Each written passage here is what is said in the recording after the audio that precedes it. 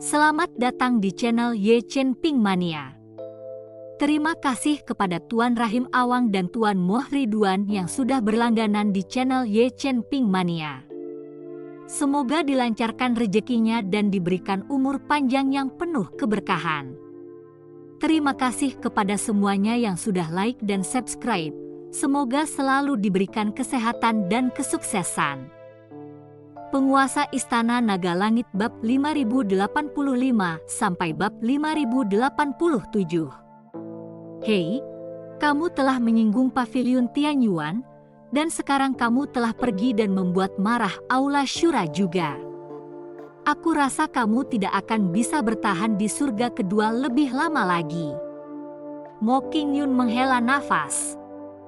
Lagi pula, aku tidak berencana untuk tinggal di surga kedua terlalu lama.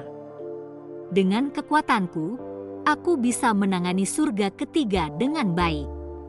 Aku bertekad untuk menembus surga ketiga. Begitu aku berada di alam surgawi, tidak akan ada yang berani menggangguku dengan mudah. Chen Ping menyatakan.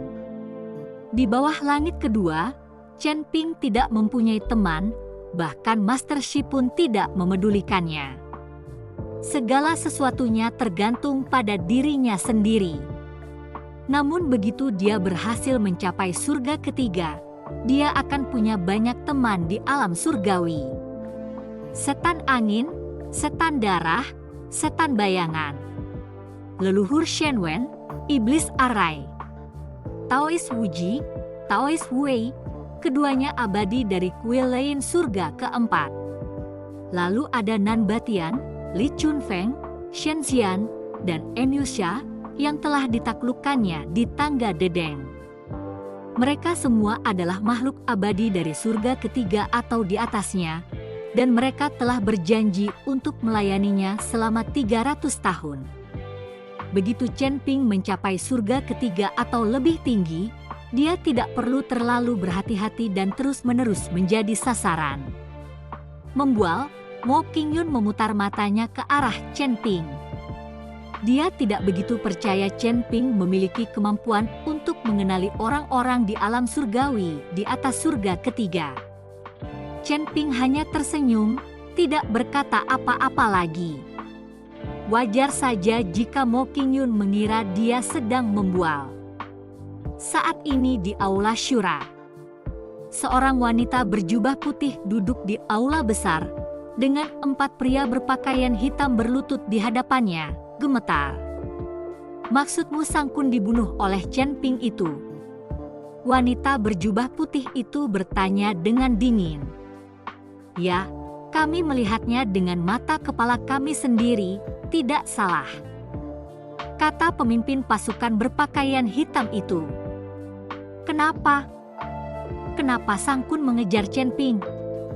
Mereka bahkan tidak saling kenal, kan? Dan aku meminta tetua ketiga untuk memberitahu semua orang, jangan sampai ada yang mengganggu Chen Ping. Aura pembunuh mulai memancar dari wanita berjubah putih itu, membuat para pria berpakaian hitam semakin gemetar. Itu Tuan Muda Sang Kun. Dia mendapat kabar dari pavilion Tianyuan bahwa Chen Ping memiliki harta karun dari beberapa reruntuhan, jadi dia mengejarnya. Pemimpin pria berpakaian hitam itu berbicara dengan hati-hati. Bodoh, wanita berjubah putih itu, geram, menghantamkan tangannya ke bawah, menghancurkan meja di depannya. Nona sulung, tenanglah. Tuan Muda Sang Kun itu adalah saudaramu, bagaimanapun juga. Tetua ketiga melangkah maju untuk menenangkannya. Aku tidak punya saudara sebodoh itu. Mata wanita berjubah putih itu sedikit menyipit. Jelas pavilion Tianyuan mencoba menggunakan kita untuk menyingkirkannya. Aku tidak percaya si bodoh itu tertipu. Siapa dari pavilion Tianyuan yang menghasut Sang Kun? Itu adalah tetua Tong dari pavilion Tianyuan. Dialah yang memberitahu Tuan Muda Sang Kun tentang harta karun di Chen Ping. Pemimpin orang berpakaian hitam itu segera menjawab. Paviliun Tianyuan ini, tampaknya mereka ingin aula syura kita menguji kedalaman Chen Ping. Penatua ketiga, carilah cara untuk memberi pelajaran kepada penatua Tong itu. Beritahu mereka bahwa aula syura tidak penuh dengan orang bodoh, tidak mudah diperalat. Wanita berjubah putih itu berkata dengan dingin. Nona muda, sekarang Tuan Muda Sangkun sudah meninggal. Jika kepala aula keluar dari pengasingannya, bagaimana kita akan menjelaskannya? Tetua ketiga sedikit mengernyit. Jelaskan? Dia sendiri yang terbunuh karena kebodohannya, tidak ada yang bisa disalahkan. Lagi pula, ayahku punya lebih dari satu putra, beberapa kematian tidak masalah. Wanita berjubah putih itu berkata dengan santai. Meskipun Sangkun adalah saudara laki-lakinya, mereka tidak berasal dari ibu yang sama. Dia adalah anak dari kepala balai syura dan seorang wanita lain. Master aula syura punya lebih dari selusin selir, jadi dia punya banyak anak. Karena wanita berjubah putih itu adalah yang tertua, terkuat, dan terpintar, Ketua Aula mempercayakan urusan Aula Syura kepadanya saat dia sedang menyendiri. Nona tertua, bagaimana dengan orang-orang ini? Tetua ketiga menunjuk keempat pria berpakaian hitam. Bahkan tidak bisa melindungi tuannya, apa gunanya mereka? Bunuh mereka, dengan lambaian tangan wanita berjubah putih. Keempat pria berpakaian hitam itu bahkan tidak sempat berteriak sebelum mereka berubah menjadi abu. Terima kasih masih menyimak channel Ye Chen Ping Mania. Saat Chen Ping dan Mo Qingyun melangkah ke rumah keluarga Mo, senja mulai tiba.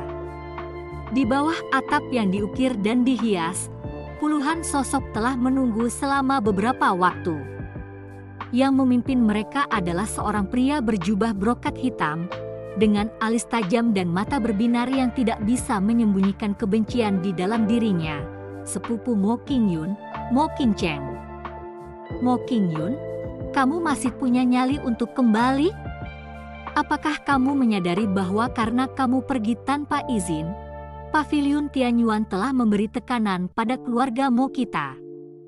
Mo Qincheng melangkah maju, tatapannya menyapu Chen Ping, seringai dingin tersungging di bibirnya, membawa pulang orang tersesat, kau telah mempermalukan keluargamu. Wajah Mo Qingyun memucat, tetapi sebelum dia bisa berbicara, Chen Ping melangkah maju sedikit, berkata dengan tenang, Mo Qincheng, benarkah itu kamu? Sebaiknya kau jaga lidahmu. Kamu pikir kamu siapa? Mo Qincheng berteriak, ini urusan keluargamu, kalian orang luar sebaiknya minggir. Mo Qincheng melotot ke arah Mo Qingyun, lalu melanjutkan dengan kejam, Paviliun Tianyuan menekan keluarga Mo karena kamu, menyeret seluruh klan ke dalam kekacauan ini. Jika kamu tidak menggoda, bagaimana mungkin Tuan Muda Tianqi bisa terprovokasi? Cukup. Ayah Mo Qingyun, Mo Wuji, muncul dari sebuah ruangan, mengangkat tangan untuk membungkam Mo Qincheng. Tatapannya ke arah putrinya tampak rumit, campuran antara celaan dan sakit hati. Qingyun, tahukah kamu bahwa Paviliun Tianyuan telah mengirim pesan? Mereka menuntutmu untuk menikahi Tuan Muda Tianqi dalam 3 hari. Ayah! Mo Qingyun berseru, aku tidak punya perasaan terhadap Tianqi itu hanya transaksi. Kau berjanji padaku, kesunyian. Mo Qincheng menyela, keluarga telah melindungimu selama bertahun-tahun, dan sekarang yang kami minta hanyalah agar kamu menikah dengan Paviliun Tianyuan demi perdamaian, namun kamu membawa kembali seorang pria liar untuk menampar wajah keluarga? Dan orang ini, Mo Qincheng tiba-tiba menoleh ke arah Chen Ping, tatapan matanya penuh racun, hanya seorang dewa longgar kelas 3, bagaimana dia bisa dibandingkan dengan Tuan Muda Tianqi?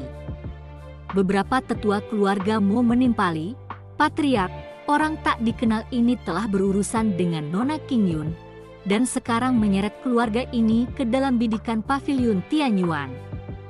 Dia harus dihukum berat.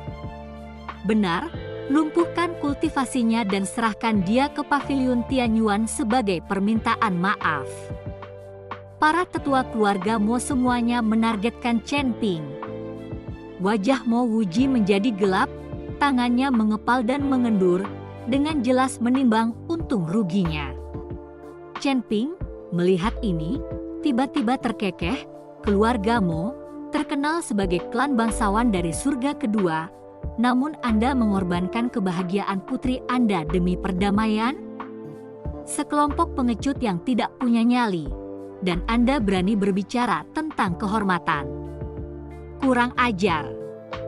Salah satu tetua keluarga Mo membanting meja dan berdiri. Siapa kamu yang berani membuat keributan di keluarga Mo kami? Wajah Mo Qingcheng berubah pucat, menunjuk tajam ke arah Chen Ping, penjaga, beri pelajaran pada bocah sombong ini. 4 pengawal keluarga Mo menyerbu ke depan, semuanya adalah dewa abadi longgar kelas 3. Momentum mereka ganas saat mereka menerjang Chen Ping. 4 dewa abadi kelas 3 melawan 1 dewa abadi kelas 3, sudah lebih dari cukup. Chen Ping, jangan bunuh mereka.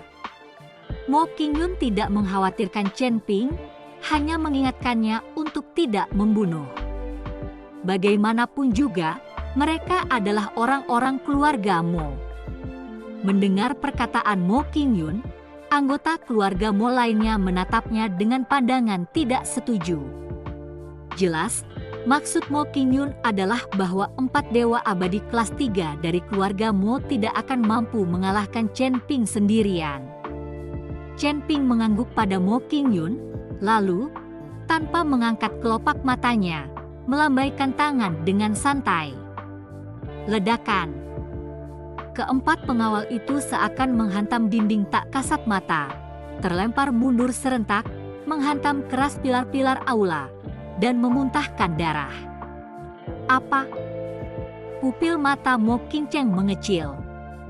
Dia jelas bisa merasakan bahwa Chen Ping hanyalah seorang dewa longgar kelas 3, jadi bagaimana mungkin dia? Anggota keluarga Mo lainnya juga tercengang. Chen Ping hanyalah seorang dewa abadi kelas 3, namun dengan lambaian biasa, dia berhasil memukul mundur 4 dewa abadi kelas 3. Bisakah orang ini bertarung di atas levelnya? Terima kasih masih menyimak channel Chen Ping Mania. Hanya ini yang kau punya, dan kau berani membuat keributan? Chen Ping mencibir. Jika ini adalah yang terbaik yang dapat ditawarkan keluargamu, sebaiknya kau tutup saja pintumu untuk selamanya. Sialan. Mo Qingcheng tidak dapat menahan diri lagi dan mengambil tindakan sendiri. Seorang Lose Immortal kelas 5, dia dianggap jenius di kalangan generasi muda. Kau sedang mencari kematian. Mo Qingcheng meraung. 3 sinar cahaya putih melesat dari lengan bajunya, berubah menjadi bilah-bilah tajam yang diarahkan langsung ke wajah Chen Ping. Seorang dewa abadi kelas 3 tidak lebih dari seekor semut di hadapan makhluk kelas 5 sepertinya. Serangan ini akan melumpuhkan Chen Ping di tempat. Namun sebelum cahaya dingin itu bisa mencapainya, Chen Ping menjentikan jarinya, aura pedang emas membelah udara, seketika menghancurkan sinar putih itu menjadi beberapa bagian. Pupil mata Mo Qingcheng mengecil, namun sebelum dia bisa bereaksi, Chen Ping telah memperpendek jaraknya. Jari telunjuk dan jari tengahnya saling menempel seperti pisau dan bersiap di tenggorokan Mo Qingcheng. Aku akan memberimu 3 napas untuk meminta maaf kepada Qingyun. Kau berani menyentuhku? Suara Mo Qingcheng bergetar, tetapi dia masih berusaha untuk tetap teguh pada pendiriannya. Aku adalah keturunan langsung dari keluarga Mo. Jika kau menyakitiku, seluruh keluargamu tidak akan membiarkanmu pergi. Oh, Chen Ping mengangkat alisnya, memberikan sedikit tekanan dengan jari-jarinya. Mo Qingcheng langsung merasa tenggorokannya tercekat, napasnya tersengal-sengal. Wajahnya memerah, dia melihat sekelilingnya dengan panik, hanya untuk melihat para tetua keluarga mau bersikap waspada atau malah berpaling, tidak seorang pun berani maju untuk menolong. 3. Chen Ping mulai menghitung. 2. Aku minta maaf. Mo Qingcheng tidak dapat menahannya lagi dan berteriak, "King Yun, maafkan aku. Aku seharusnya tidak menghinamu. Tolong, buat dia berhenti." Chen Ping melepaskan cengkeramannya dan Mo Qingcheng terhuyung mundur, memegangi tenggorokannya, terbatuk tak terkendali, matanya dipenuhi kebencian. Aula itu menjadi sunyi senyap. Tak seorang pun menduga Mo Qingcheng, seorang dewa abadi kelas 5, sama sekali tak berdaya menghadapi Chen Ping, seorang dewa abadi kelas 3. Mo Wuji menatap Chen Ping dengan tatapan rumit. "Teman muda, kekuatanmu luar biasa. Bolehkah aku bertanya siapa gurumu?" Jika Chen Ping memiliki sekte atau guru kuat di belakangnya, keluarga Mo dapat melekat padanya dan tidak perlu lagi tunduk pada paviliun Tianyuan. Chen Ping berkata dengan tenang, "Tidak ada sekte, tidak ada master, hanya seorang kultivator tunggal." Jantung Mo Wuji berdebar kencang. Seorang kultivator tunggal dengan kekuatan seperti itu? Pemuda ini bukan orang biasa. "Paman." Mo Qingcheng menatap Chen Ping dengan dingin. "Dia berani bertindak di keluarga Mo kita. Kita tidak bisa membiarkannya begitu saja. Dan King Yun bersamanya, cukup." Mo Wuji membentak, "Bukankah kau sudah cukup mempermalukan kami? Saya masih seorang patriark, bukan tugasmu untuk mengatur saya." Kemudian Mo Wuji menoleh ke arah Chen Ping, nadanya melembut, "Kawan muda, semua ini terjadi karena kedisiplinan keluargamu yang buruk, mohon maafkan kami." Chen Ping melambaikan tangannya sambil tersenyum, "Tidak masalah, aku hanya tidak tahan dengan orang-orang yang tidak memiliki kemampuan namun menyalahkan wanita atas kegagalan mereka." Wajah Mo Qingcheng menjadi gelap, tangannya terkepal begitu erat hingga pecah, tetapi dia tidak berani berbicara lagi. "Karena kamu teman King Yun, sekarang sudah malam, jadi tinggallah di sini. King Yun akan mengatur semuanya untukmu," kata Mo Wuji. "Terima kasih, Patriark Mo." Chen Ping membungkuk mengucapkan terima kasih. Chen Ping mengikuti Mo Qingyun keluar, sementara Mo Qingcheng melihat mereka pergi, tatapannya penuh kebencian. Mo Qingcheng berbalik dan menyelinap ke dalam ruang rahasia, menghancurkan jimat giok pembawa pesan.